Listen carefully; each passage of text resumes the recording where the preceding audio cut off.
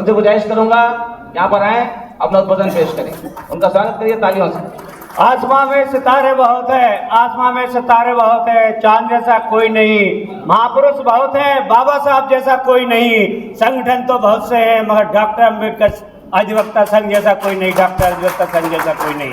अपनी बात रखने के पहले बहुजन समाज में जन्मे संतों महापुरुषों को नमन करते हुए आज इस कार्यक्रम के हमारे चीफ गेस्ट आदरणीय सम्मानीय बीएम सिंह साहब, एक्स एडीजी साहब, भोपाल से चलकर आए हमारे साथी बैंक ऑफ महाराष्ट्र के senior manager, SC ST OBC के संयोजक मध्य प्रदेश के राजकुमार अहिरवार जी, चंद्रभान आदम जी एवं सम्मानीय साथियों, मैं ज़्यादा कुछ नहीं बोलूँगा, सिर्फ 1 मिनट में अपनी बात समाप्त करूँगा।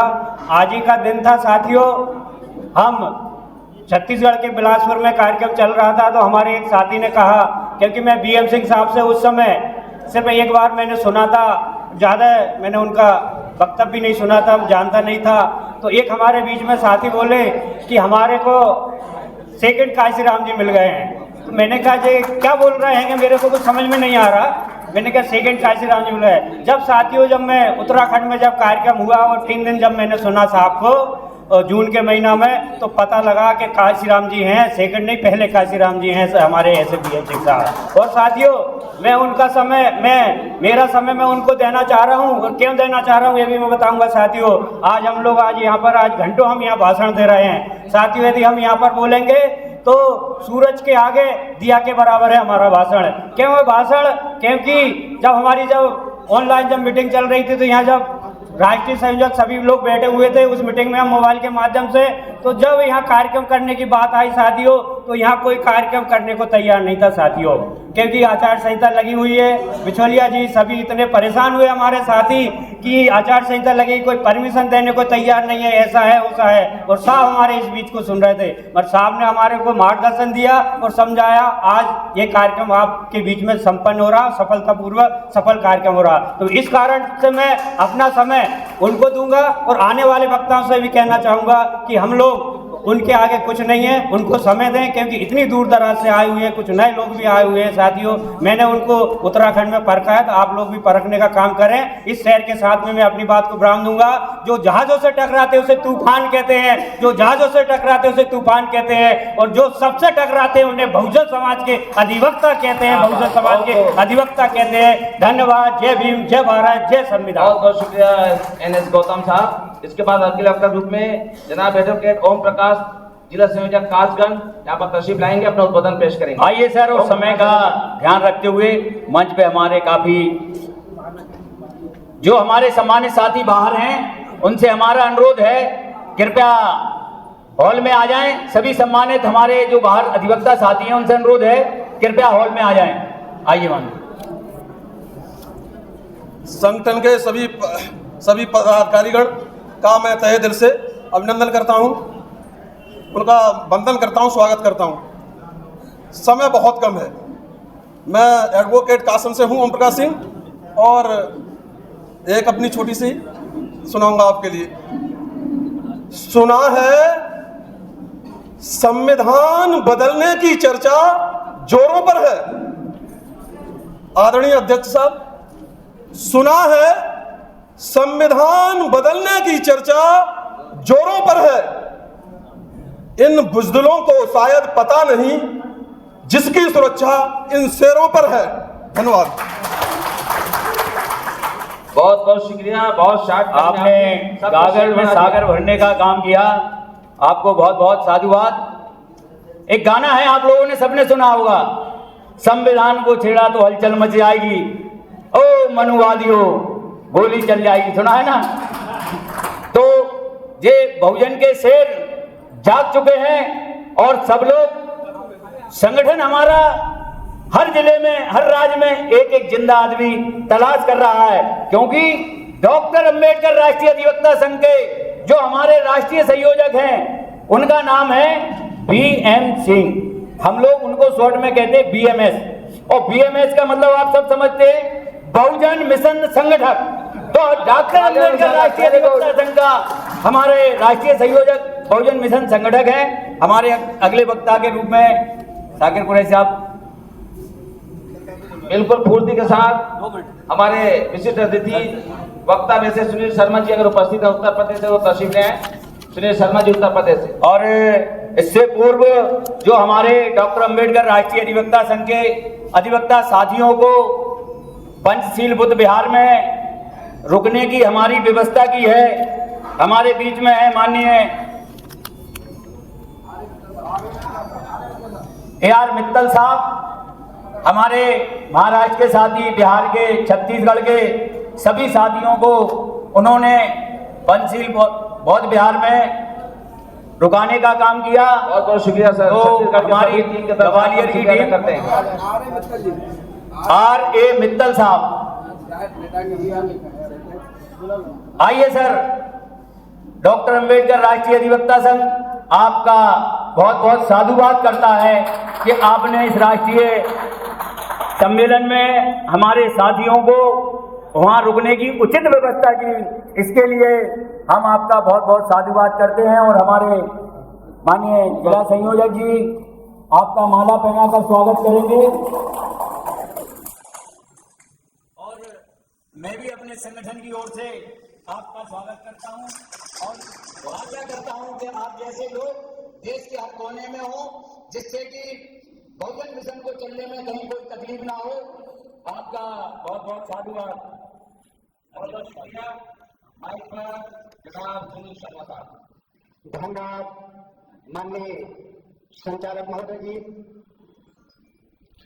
आज ग्वालियर की धरती पर डॉक्टर अंबेडकर राष्ट्रीय अधिवक्ता संघ का छठा राष्ट्रीय अधिवेशन होने जा रहा है और सुचारू रूप से चल रहा है।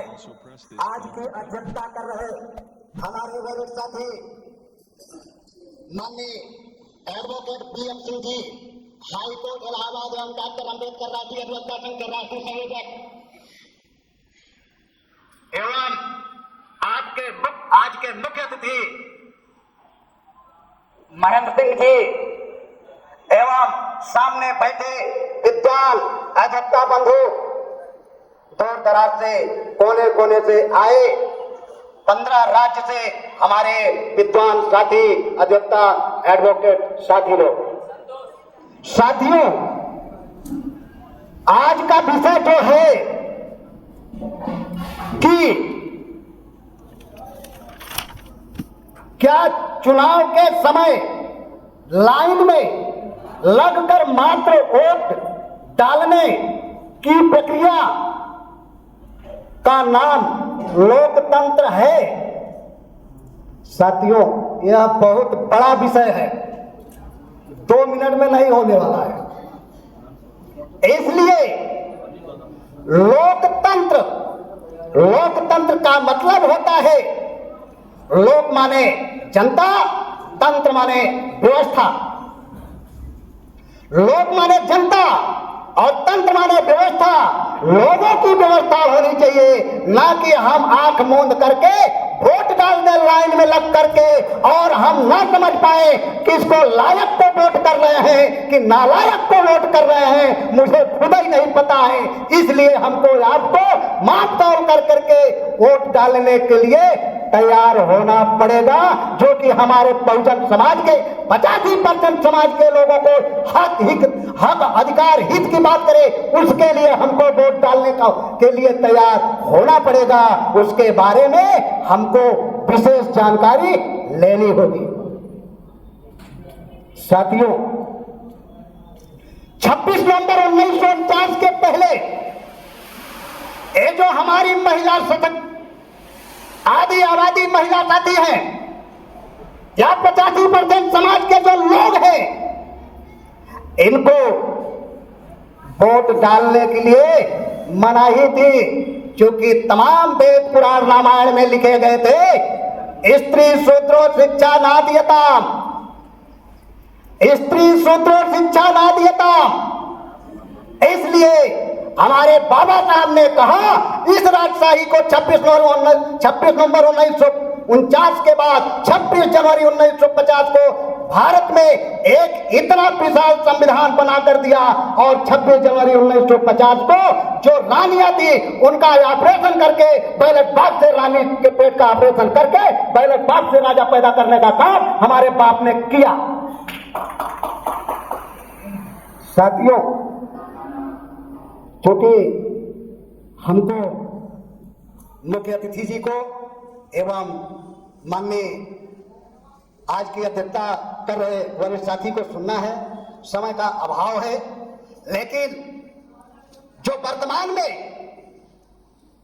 शासन करने वाले लोग हैं, जो जुर्म करने वाले लोग हैं, उनको इस मंच के माध्यम से अध्यक्षता साथियों के माध्यम से कहना चाहता हूं कि शासन करने वाले लोग मुझे मत छेड़, लड़ना मुश्किल होगा, लिखेंगे ऐसा इतिहास, पढ़ना मुश्किल होगा, लिखेंगे ऐसा इतिहास, पढ़ना मुश्किल होगा। जय भीम, जय भारत, जय संविधान। बहुत बहुत शुक्रिया सुनील भाई, धन्यवाद। किसी भी बात पर होती हो शिकायत हो जाए, जो ठाना है करेंगे हम, हिकामत हो तो हो जाए, ना गद्दारी नहीं गद्दार हम मंजूर हमको, सलामत संविधान रहे हमारा, बगावत हो तो हो जाए।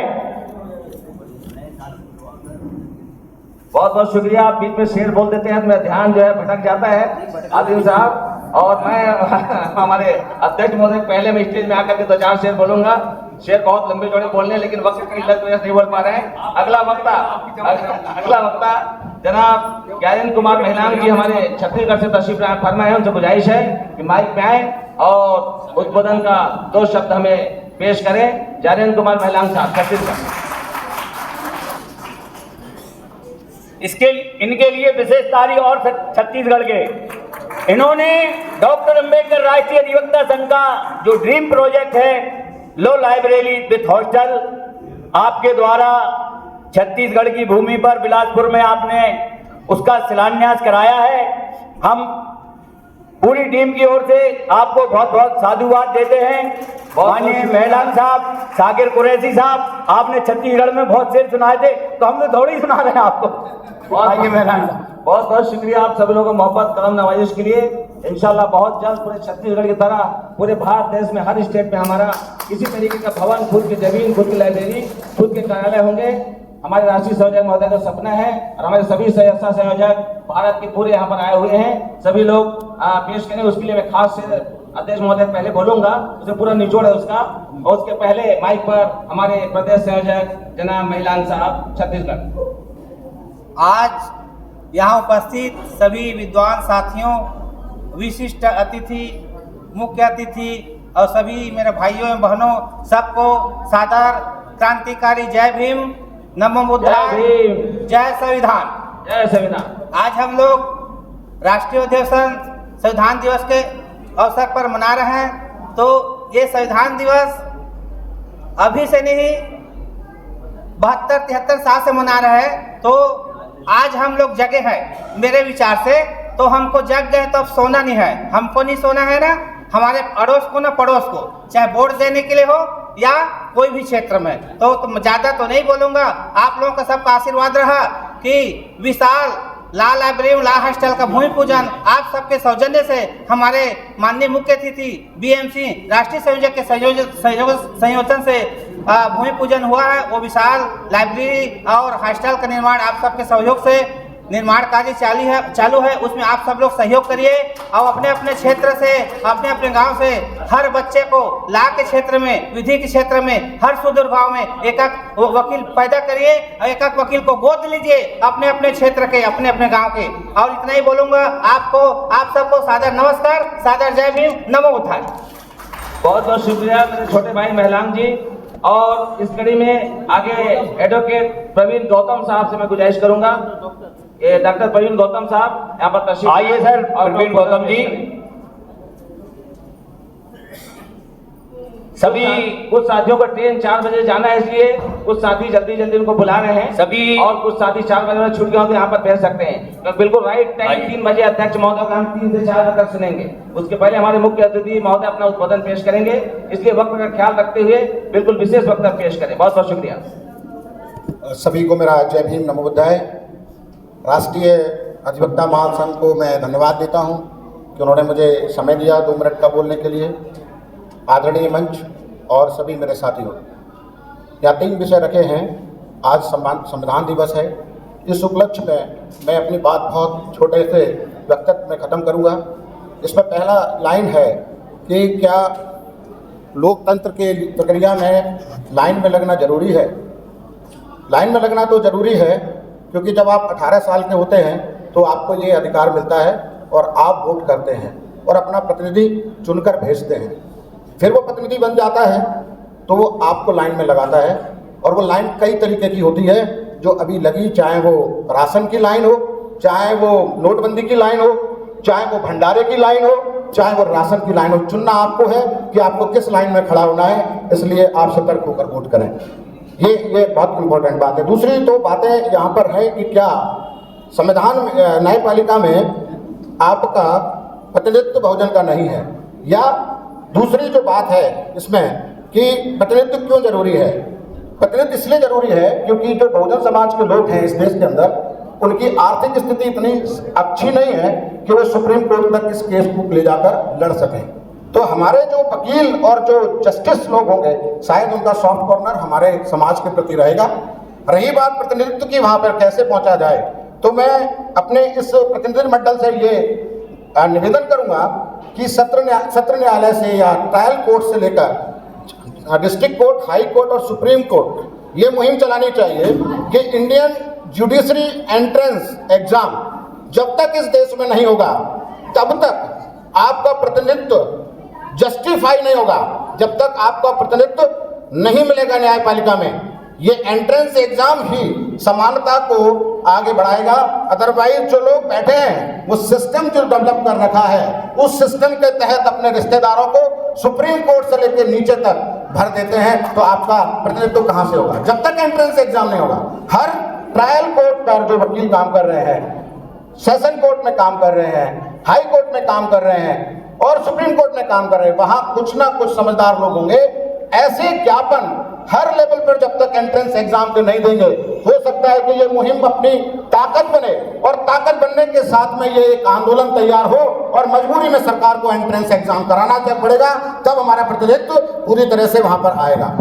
और ताकत संविधान की बहुत मजबूत है।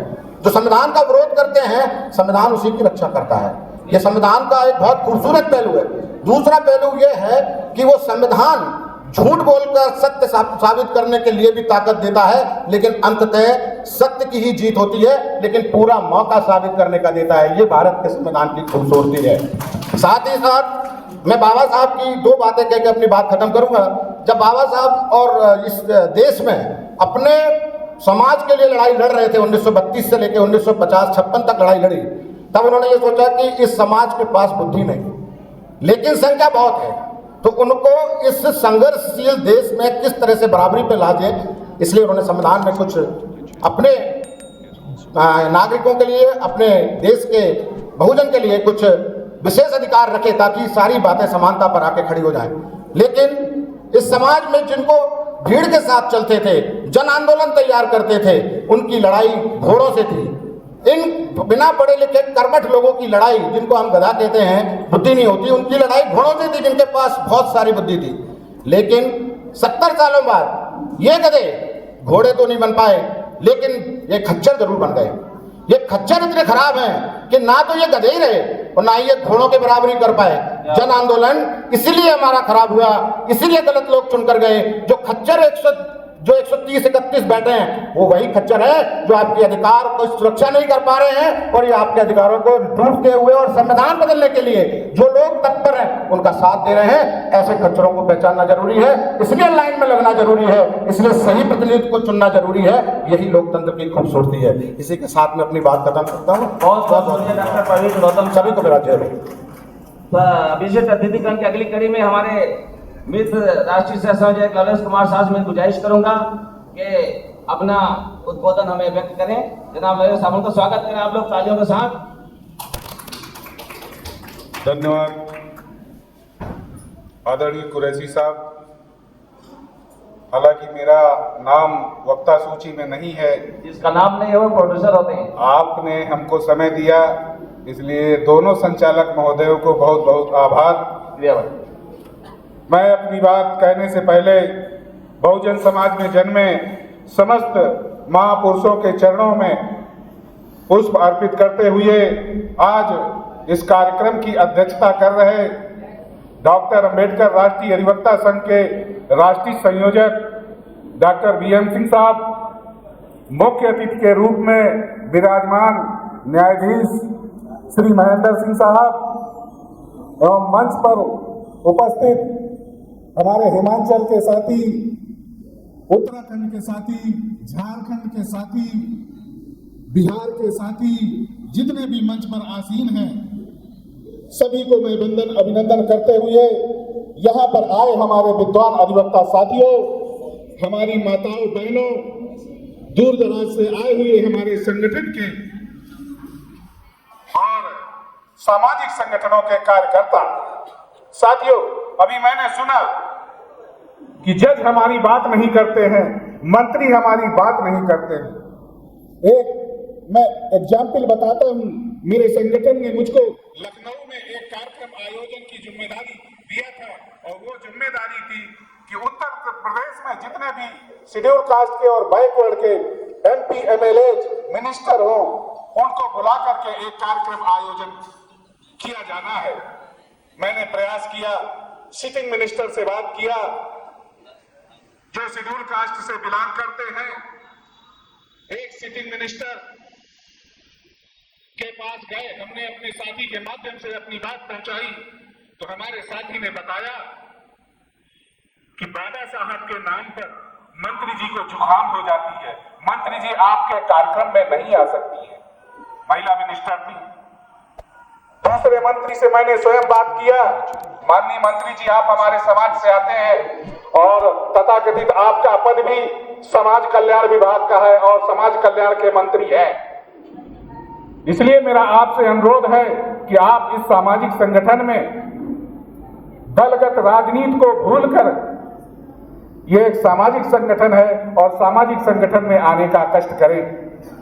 मंत्री जी ने बड़े प्यार से, जैसे मंत्रियों का, विधायकों का, नेताओं का लहजा होता है, नहीं सर आएंगे आएंगे, ऐन वक्त पे मंत्री जी ने मना कर दिया। मना क्यों कर दिया? आज उत्तर प्रदेश में बीजेपी की गवर्नमेंट है, उस मिनिस्टर को बहुजन समाज के लोगों ने क्रिएशन नहीं किया, बहुजन समाज के लोगों ने नहीं बनाया, इसलिए वह हमारी बात को कहने के लिए हमारे समाज के कार्यक्रमों में आने में असमर्थता दिखाई।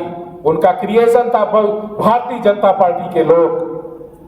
वो ये भूल गए कि हमको बहुजन समाज के लोगों ने भी वोट दिया है। उनको सिर्फ याद रहा कि हम बीजेपी के मिनिस्टर हैं, ये शेड्यूल कास्ट के लोगों का है, कहीं ऐसा ना हो कि हम पर मोहर लग जाए कि ये बहुजन समाज के लोगों में या अपने समाज के लोगों में कार्यक्रमों में जाते हैं और अपने समाज के उत्थान की बात करते हैं। साथियों, हमारे जो भी मिनिस्टर्स हैं, जिनको हम बनाते हैं, जिसको आप बनाते हैं, आप उनसे दावे के साथ कह सकते हो मैंने तुझे इसलिए वोट दिया कि तू ऐसा काम करेगा। साथियों, आज लोकतंत्र की यह व्यवस्था है कि हम लोग वोट डालने जाते हैं और जाने के बाद घर बैठ जाते हैं और जब नेता जीतता है तो अपने को शासक समझता है। गलत बात है। शासक इस देश की जनता है, आपने उनको बनाया है, आप हो उनके क्रिएशन, आपका पूरा अधिकार है कि आप उनसे गिरेबान पकड़ के कह सकते हो मैंने आपको इसलिए वोट दिया है कि आप समाज का उत्थान करोगे। अगर आप ऐसा नहीं करते हो और वो नेता ऐसा नहीं मानता है तो वास्तव में सच्चा लोकतंत्र नहीं है। सच्चा लोकतंत्र जब होगा जब वो नेता जिसको आपने मिनिस्टर बनाया है, विधायक बनाया है, पार्षद बनाया है, मंत्री बनाया है, आपके कहने पे आपके समाज की बात करे। साथियों, मुझे अल्टीमेटम मिल चुका है। मैंने पहले भी कहा था कि मेरा समय नहीं है, लेकिन फिर भी संचालक महोदय ने कहा, फिर भी मैं अपनी एक छोटी सी 2 लाइन कहकर के अपनी बात को समाप्त करता हूं। जलते घर को देखने वालों, जलते घर को देखने वालों, फूस का छप्पर आपका है। जलते घर को देखने वालों, फूस का छप्पर आपका है। आग आपके पीछे तेज हवा है, आगे मुकद्दर आपका है। उनकी कत्ल पर मैं भी चुप था, उनकी कत्ल पर मैं भी चुप था, मेरी कत्ल में आप भी चुप हो। अगला नंबर क्योंकि आज नंबर मेरा है, अगला नंबर आपका है। साथियों, ये सिर्फ सुनने की बातें नहीं है, इसमें अमल भी लाने की जरूरत है। अगर किसी महिला को मां बनना है तो दर्द सहना पड़ेगा। साथियों, अगर हमको समाज का काम करना है तो हमको भी अपना तन मन धन कुछ ना कुछ लगाना पड़ेगा। साथियों, आप लोगों ने मेरी बात को ध्यान से सुना, धन्यवाद। जय भीम, जय बुद्ध, जय भारत। साथियों, सिर्फ 2 स्पीकर इसके बाद बच गए हैं, जनाब धन्यवाद साथियों। और सुरेश अभी जैसा कि बताया है, ये बात बिल्कुल सही है। उसूलों पे आंच आए तो टकराना जरूरी है, उसूलों पे आंच आए तो टकराना जरूरी है, और जो जिंदा हो तो फिर जिंदा नजर आना जरूरी है। हमारे बीच में ऐसे ही एक जिंदा दिल हमारे साथी, जो कभी भी मेरे झांसी में भी रहे, वो लखनऊ में रहे, आज वर्तमान में इंदौर में है, हमारे बैंक के सीनियर मैनेजर परम आदरणीय राजकुमार अहरवार साहब, आइएगा, 2 लाइनें और आपके लिए। सफल होना है तो कदम भारी रख, सफल होना है तो कदम भारी रख, बाहर निकल तूफानों से यारी रख। क्या बात, बहुत कदम कदम पर मिलेंगी मुश्किलें, ये तय है, कदम कदम पर मिलेंगी मुश्किलें तय है, पर निरंतर तू अपना सफर जारी रख। माननीय राजकुमार जी आए, वर्तमान में समय रहते हुए हमारे एक अनुरोध पर, आप हमारे बीच में हैं, आप ताली बजाकर इनका स्वागत करें। ऐसे जिंदा दिल आदमी हमको चाहिए। डॉक्टर अंबेडकर राष्ट्रीय अधिवक्ता संघ आपका बहुत बहुत साधुवाद करता है। आइए सर। थैंक यू संचालक महोदय। सर्वप्रथम बहुजन समाज के सभी महापुरुषों के चरणों में सत नमन, और आप सभी साथियों को जो इतनी दूर दराज से भारत के कोने कोने से यहाँ आए हैं, और हमारे जैसे एक इतने विद्वान लोगों के बीच में, वैसे ये कहावत हो सकती है, इतने विद्वान लोगों के बीच में हमारे जैसे एक छोटे से व्यक्ति को आपने स्थान दिया, इसके लिए हम आपके सदैव ऋणी रहेंगे, आभारी रहेंगे। देखिए, आज बहुत गंभीर संकट में हम सब लोग कर अगली पीढ़ी गुजर सकती है अगर हमारी लापरवाही, थोड़ी सी भी चूक हम सबसे हुई। अभी हम जिस धार पर चल रहे हैं पूरा देश, अगर हम सब लोग इतने परिपक्व बैठे हैं कि हमें चिंता है एक एक चीज की, तब हम अपना टाइम, प्रेजेंट और ट्रेनिंग यहाँ दे के आए हैं सब लोग। और आप लोग इतने महत्वपूर्ण आदमी हैं कि कितने मैंने सबसे महत्वपूर्ण जगह पे हैं। साथियों, हमारे बीच में हम भी चाहते हैं कि बहुत सारे लोग हैं जो वो हमसे भी बहुत अच्छा जानते हैं, परंतु हमारे जो आज के मुख्य अतिथि महोदय, उनको हम भी सुनने के लिए आए, हमें उनकी तारीफ पता चाहिए, इसलिए हम ज़्यादा समय नहीं लेंगे। एक निवेदन करेंगे, बाबा साहब अम्बेडकर का एक आर्थिक आज़ादी का भी एक लक्ष्य था, सामाजिक आज़ादी, राजनीतिक आज़ादी, आर्थिक आज़ादी। चूंकि मैं Madhya Pradesh all bank SC/ST OBC का एम्प्लॉय का संयोजक होने के नाते उसकी तरफ से भी आप सबका स्वागत करता हूं। आप सबसे मेरा निवेदन है कि जो भी हमारी बैंक है, 1 लाख ब्रांच है इस देश में, और एक ब्रांच में अगर हमारा एक एक वकील भी नियुक्त हो जाता है बिना एडवोकेट, तो हमारी आर्थिक आज़ादी कुछ हद तक होगी। और इससे आपकी ही नहीं, आप जब उसे जोड़ोगे उन लोगों से, तो अपने लोगों को, जो अपने भाई परिवार रिश्ते नातेदारों को आप सलाह भी दोगे, तो सलाह देने से आप वित्त क्षेत्र से जोड़ोगे, उन बच्चों को भी रोजगार के अवसर मिलेंगे। तो आप सभी लोग जहाँ जहाँ भी हैं, अपने नज़दीकी बैंकों के संस्थाओं में जाएं, उनमें एक अपना संयोजक बने। और माननीय आज के हमारे जो संगठन के अध्यक्ष महोदय, जो बात मैं कहने आया हूँ, मेरा उनसे अनुरोध है कि वो इस संगठन के माध्यम से आज की मीटिंग में एक प्रस्ताव पास करें और अनुसूचित जाति आयोग को भेजें कि भारत की सभी बैंकों में हमारे हर ब्रांच में एक वकील एडवोकेट होना चाहिए, क्योंकि हमारी जनसंख्या 37% है। उस प्रस्ताव के माध्यम से अनुसूचित जाति आयोग के सदस्यों भी हमारी बात, इस बात पे हम उनसे जब भी मुलाकात होती है, उनसे इस बात को हम लड़ते रहते हैं, हर मंच पे लड़ते रहते हैं। तो उनसे अगर हो गया, तो हमारे युवा साथी बहुत सारे वकील हैं जिनके पास आर्थिक संसाधन नहीं है। जब हम आर्थिक रूप से मजबूत होंगे तो निश्चित तौर पर विकास होगा। और आप लोगों को एक जानकारी और शेयर करना चाहता हूँ कि अभी हम लोगों ने एक जानकारी जब हासिल की, भारत में हमारी जनसंख्या SC/ST की 37% है, और जो नए उद्योग लगाने के MSME सेक्टर में जो ऋण दिया जाता है 0.07%, माने 1% से भी कम। तो साथियों, देखो कितना हमारे साथ भेदभाव है, हर जगह भेदभाव है, न्यायपालिका में भी, पूरे देश में है। तो 0.7% में 37% का विकास बिना हमारे जो भी संगठन आज तक फेल हुए, हमारे जो भी मिशन आज तक फेल हो रहे, हजारों लाखों संगठन है, हजारों लाखों लोग बाबा साहब की बात चिंता करने वाले हैं, पर जो आर्थिक बात आती है तो आज के कारण हमारे बहुत सारे संगठन साधन के कारण फेल हो जाते हैं। तो हमें इन साधनों पे भी कब्जा करना पड़ेगा साथियों। इतना कहते हुए मैं अपना स्थान ग्रहण करता हूँ। फिर कभी कोई मुलाकात होगी तो हम विस्तृत बात करेंगे। आज हम सुनने को आए। बहुत बहुत शुक्रिया राजकुमार साहब, आपका प्रस्ताव राष्ट्रीय संयोजक महोदय के पास भेज दिया गया है और बहुत जल्द उस पर विचार किया जाएगा और प्रस्ताव आपकी बातों को भेजा जाएगा। इसके बाद वक्ता की आखिरी कड़ी में जनाब एडवोकेट सुरेश सैनी साहब हिमाचल से हिमाचल प्रदेश से हमारे बीच में है और ही माननीय सैनी साहब। संगठित रहोगे तो शेर भी घबराएगा, संगठित रहोगे तो शेर भी घबराएगा और बिखरे रहोगे तो गीदड़ भी सताएगा। हिमाचल की भूमि से माननीय सुरेश सैनी साहब हमारे बीच में, उनका स्वागत।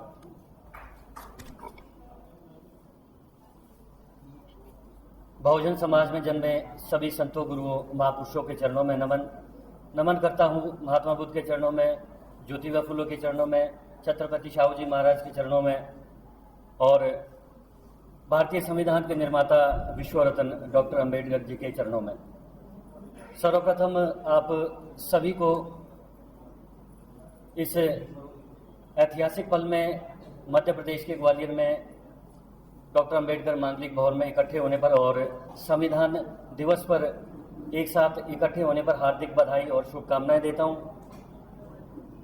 जैसा कि आप सभी जानते हैं, डॉक्टर अंबेडकर राष्ट्रीय अधिवक्ता संघ पूरे भारतवर्ष में काम कर रहा है और इस वर्ष हमारा राष्ट्रीय अधिवेशन मध्य प्रदेश के इस ग्वालियर में किया जा रहा है और पूरे देश में हम लोग लगातार बढ़ते क्रम में नज़र आ रहे हैं। पिछले वर्ष की भांति अगर हम देखते हैं, हमारा जो नंबर है वो बढ़ता ही रहा है। मुझसे पूर्व सभी वक्ताओं ने आज के विषय पर बात रख दी है और आगे भी वक्ता लोग रखेंगे, पर एक जो प्रश्न है जिस विषय पर हमने बात करनी है, उस विषय पे मैं आप लोगों का सबसे ज़्यादा ध्यान आकर्षित करना चाहूँगा। जैसे ही हमारा जो दूसरा विषय है उसका उच्च एवं उच्चतम न्यायपालिका में बहुजन समाज का प्रतिनिधित्व क्यों जरूरी है। सभी लोगों ने इसके ऊपर बात कही, पर इस बात के बारे में कभी गौर नहीं किया कि हमारा जो है उस न्यायपालिका में न्यायपालिका में उच्चतम न्यायपालिका में हमारा प्रतिनिधित्व है क्यों नहीं है। कारण क्या है? हम लोग स्वतंत्र नहीं है। स्वतंत्र का मतलब ये है कि हमारा अपना तंत्र नहीं है, हमारी अपनी सरकार नहीं है। आप लोगों ने देखा है, सभी हमारे से विद्वान अधिवक्ता यहाँ है, विद्वान लोग यहाँ है, सभी लोगों को पता है कि भाई कॉलेजियम से ही हमारा जो है वहाँ पे न्यायाधीश नियुक्त होता है। कॉलेजियम में जाने के लिए हमारे पास सरकार का साथ होना जरूरी है, जिसके लिए हमें अपना तंत्र तैयार करना पड़ेगा। सभी अधिवक्ता साथी इसके ऊपर जोर दे रहे थे, सभी वक्ताओं ने इस पर जोर दिया, पर बड़ी बात यह कि हमें अपने तंत्र की ओर ध्यान देना पड़ेगा, अपनी सत्ता बनानी पड़ेगी, अपनी सरकार बनानी पड़ेगी। इसी से हमारा उसमें पार्टिसिपेशन हो पाएगी। साथ में जैसे अधिवक्ता साथियों को लोग कहते हैं कि इन लोगों का पॉलिटिक्स में भी काफ़ी इंटरफेरेंस रहता है, पॉलिटिक्स में भी काफ़ी पार्टिसिपेट कर सकते हैं, इसमें कोई दोहराए नहीं है। बात सिर्फ इतनी है कि हमें अपना तालमेल बनाना है, एक दूसरे की बात को समझना है, समाज के दूसरे वर्गों को, दूसरे एम्प्लॉयज़ लोगों को और सभी साथियों को साथ लेने की ज़रूरत है। तो इससे हम पूरे देश में अपनी सत्ता को प्रदेश के साथ साथ बल्कि मध्य प्रदेश में जहाँ हम खड़े हैं वहाँ हम देखते हैं कि हमारे कहीं ना कहीं वैचारिक साथी लोग यहाँ पे सत्ता में अपनी भागीदारी बनाए रखे हैं। और साथ ही मैं कहना चाहूँगा, आज हम संविधान दिवस के उपलक्ष्य पर यहाँ इकट्ठे हुए हैं। संविधान हमारी आत्मा है, संविधान से ही हमारा जीवन है। साथियों थोड़ा शांति बनाए रखें। और आप सभी लोगों को पता है संविधान से ही देश चलता है। अंत में मैं ज़्यादा कुछ न कहता हुआ डॉक्टर अंबेडकर राष्ट्रीय अधिवक्ता संघ की पूरी राष्ट्रीय कार्यकारिणी, मंच पर आसीन हमारे राष्ट्रीय संयोजक साहब, अन्य अतिथिगण और सभी लोगों का बहुत धन्यवाद करूंगा कि आप लोगों ने इस राष्ट्रीय कार्यक्रम को बनाने के लिए बहुत भरसक प्रयास किया और ग्वालियर की टीम ने एक सफल आयोजन किया। इसके लिए आप सभी का हिमाचल प्रदेश की टीम की तरफ से, मेरे साथ आए हुए एडवोकेट राकेश बंसल जी की तरफ से, एडवोकेट अश्विनी कौंडल जी और सभी राष्ट्रीय टीम की तरफ से आपका हार्दिक अभिनंदन और धन्यवाद करता बहुत हूँ। बहुत शुक्रिया सुरेश सैनी साहब। और इन्हीं चंद पंक्तियों के साथ अपनी वाणी को विराम दूंगा। रुकना मत रख हौसला वो मंजर भी आएगा, रुकना मत रख हौसला वो मंजर भी आएगा, साहिल के पास चलकर समंदर भी आएगा, तू थक कर मत हारना है मंजिल के मुसाफिर, मंजिल भी मिलेगी और मिलने का मज़ा भी आएगा। जय भीम, जय भारत, जय संविधान। जी बहुत बहुत शुक्रिया। हमारे पंचशील बौद्ध बिहार से जो प्रबंधक महोदय मित्तर साहब, उनसे गुजारिश है कि आप 2 शब्द धन्यवाद ज्ञापित करें यहाँ पर अपने। आपने जो हमारी टीम महाराष्ट्र, बिहार, छत्तीसगढ़, झारखंड के जो हमारे साथी एक दिन पहले आ चुके थे, उन सबको वहाँ पंचशील बौद्ध बिहार में रुकाने की व्यवस्था की। तो मैं अनुरोध करूँगा कि आप भी, थोड़ा समय का अभाव है, अतिथि ज़्यादा हैं, लेकिन आपने बहुत संगठन के सहयोग किया, इसलिए हम आपसे अनुरोध करते हैं कि आप भी अपने विचार रखें। सम्मानीय मंच, उपस्थित साथियों, ये बड़े गौरव की बात होती है कि हम लोग अपनी बात को ऐसे विद्वान जन के साथ में रखते हैं जिसमें कि न केवल हमारे अधिवक्तागण हैं बल्कि मजिस्ट्रेट भी साहिबान। चूंकि ये विद्वता का मंच है तो इसमें हमको केवल विद्वता की यानी विद्वान की बात करनी चाहिए। जैसे कि अभी थोड़ी देर पहले डॉक्टर प्रवीण गौतम बोल के गए थे, मेरा मन भी था उसी बात पर बोलने के लिए कि एक इंडियन जुडिशरी सर्विस का गठन किया जाना चाहिए, जिसकी वजह से हमारे जो रिप्रेजेंटेशन है या हमारे जो लोगों का विद्वता है वो सामने नहीं आ पाता। हम ये देखते हैं कि जैसे जैसे हमारे लोग आगे बढ़ते चले जाते हैं वैसे वैसे जो है हमारी जो है विद्वता लोगों के सामने आती चली जा रही है। तो हमारी इस जुडिशरी में भी इसी प्रकार की विद्वता आ सकती है यदि इंडियन जुडिशरी एक्ट बना दिया जाए या जुडिशरी सर्विस के लिए अगर कोई ये प्रोविजन बना दिया जाए। दूसरी बात मैं कहूँगा कि जहाँ तक आप लोगों को हमें रुकाने का सवाल है, इसके लिए हम आपके धन्यवाद के पात्र हैं कि आपने हमारे पंचशील नगर बौद्ध विहार को इस काबिल समझा कि अपना समय, अपना दायित्व हमारे को सेवा करने का मौका दिया। उम्मीद करके चलते हैं कि आप इसी प्रकार से पंचशील नगर बौद्ध विहार को अपना समझ करके अपने हमें सेवा करने का अवसर देंगे। ये कोई आर्य मित्तल का काम नहीं है, ये पूरी सोसाइटी का काम है, जिसकी वजह से हम जो है आपकी सेवा कर सके। इस सेवा करने में हमसे अगर कोई चूक हुई हो तो कृपया हमें माफ कर दें। हमारे को इन्हीं बातों के साथ मैं अपनी बात को समाप्त करता हूं और साथ में इसका बहुत बड़ा आभार मानता हूं कि मुझे अपनी बात कहने का अवसर दिया। धन्यवाद। नमो बुद्धाय। जय भीम। धन्यवाद। हक की लड़ाई में निमंत्रण नहीं भेजे जाते, हक की लड़ाई में निमंत्रण नहीं भेजे जाते, जिनका जमीर जिंदा होता है वो स्वयं चले आते हैं। माननीय आइएगा। काबिल इज़्ज़त हमारे राष्ट्रीय संयोजक आली जनाब सीनियर एडवोकेट बीएन सिंह साहब, आज हमारे इस कार्यक्रम के मुख्य अतिथि श्री महेंद्र सिंह साहब, पूर्व न्यायाधीश, और मेरे सभी राष्ट्रीय सह संयोजक साथियों, प्रदेश के संयोजक साथियों, जिला के संयोजक साथियों और सभी उपस्थित बुद्धिजन। टाइम के मुताबिक बिल्कुल 3 बजे हमको अध्यक्ष महोदय को सुनना था, लेकिन वक्ता काफी ज्यादा थे तो 15 मिनट लेट हुआ। अभी 3:05 हो गया है। अब मुख्य अतिथि महोदय के बाद हम अध्यक्ष महोदय को सुनेंगे। इसके लिए मैं अध्यक्ष महोदय से माफी चाहता हूं कि वक्त मुताबिक 15 मिनट हम देर हो गए। और मुख्य अतिथि महोदय और अध्यक्ष महोदय के लिए मैं इस्तकबाल के लिए एक शेर बोल रहा हूं, उसके बाद मुख्य अतिथि महोदय माइक पर तशरीफ लाएंगे। आप लोग इस शेर के साथ उनका स्वागत करेंगे। देख कर डॉक्टर अंबेडकर राष्ट्रीय अधिवक्ता संघ, संयोजक महोदय, देख कर डॉक्टर अंबेडकर राष्ट्रीय अधिवक्ता संघ, नफरती दुश्मन हो गए हैं तंग। आज हमारी ताकत देख करके जितने नफरती आतंकवादी यहाँ पर फैल गए पूरे देश में, इनकी हालत ऐसी खराब है और वक्तन फवक्तन इनके लिए बिल्कुल सीना तान के खड़े रहते हैं। तो ये तो बिल्कुल तंग हो चुके हैं कि कौन सा संघ शुरू हो गया जो यहाँ पर सामने खड़ा है। तो मेरा कहना यह है कि देख कर डॉक्टर अंबेडकर राष्ट्रीय अधिवक्ता संघ, नफरती दुश्मन हो गए हैं तंग, क्योंकि हम आप सब हो गए हैं, क्योंकि हम आप सब हो गए हैं एक संग, क्योंकि हम आप सब हो गए हैं एक संग, जिससे दुश्मन ताकतें देखकर हो गए तंग, जिस पर दुश्मन ताकतें देखकर हो गए दंग, क्योंकि जिससे हम आप सब हो गए हैं एक रंग, जिससे हम आप सब हो गए हैं एक रंग। आज हम एक रंग में आ गए हैं। डॉक्टर अम्बेडकर मूवमेंट में हमको पूरे भारत में कैसे उत्थान करना है, ये हमारे लिए सबसे बड़ी खुशी की बात है साथियों। आगे क्योंकि बेमानों में विलाप हो चुका है, बेमानों के बीच में आज जो उनकी जो डर हो चुकी है, क्योंकि हमारे अंदर में एक जंग की शुरुआत हो चुकी है। इसी तरीके से संविधान की रक्षा हम करेंगे, इसका नारा हो चुका है बुलंद। संविधान की रक्षा हम करेंगे, इसका नारा हो चुका है बुलंद, क्योंकि राष्ट्रीय अधिवक्ता संघ के जनाब संयोजक BM सिंह साहब दुश्मनों के लिए बन चुके हैं एटम बम।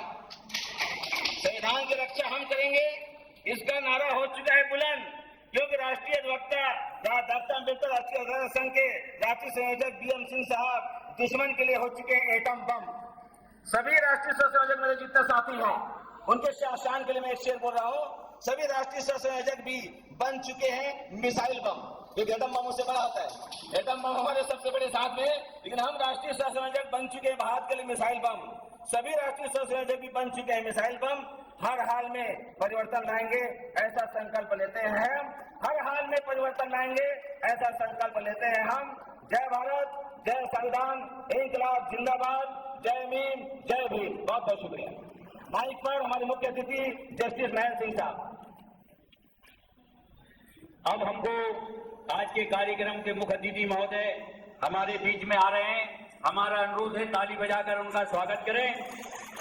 उनके लिए 2 लाइनें। राह के पत्थर को चकनाचूर होना चाहिए, राह के पत्थर को चकनाचूर होना चाहिए, बाल चाहे एक हो भरपूर होना चाहिए। सिर्फ इतना ही नहीं वो हार मान ले अपनी, सिर्फ इतना ही नहीं वो हार मान ले अपनी, वो हमारे सामने मजबूर होना चाहिए। माननीय हमारे पूर्व न्यायाधीश महेंद्र सिंह जी आए और हमें मार्गदर्शन दे, हम ताली बजाकर उनका स्वागत करेंगे। डॉक्टर अम्बेडकर राष्ट्रीय अधिवक्ता संघ, डॉक्टर अम्बेडकर राष्ट्रीय अधिवक्ता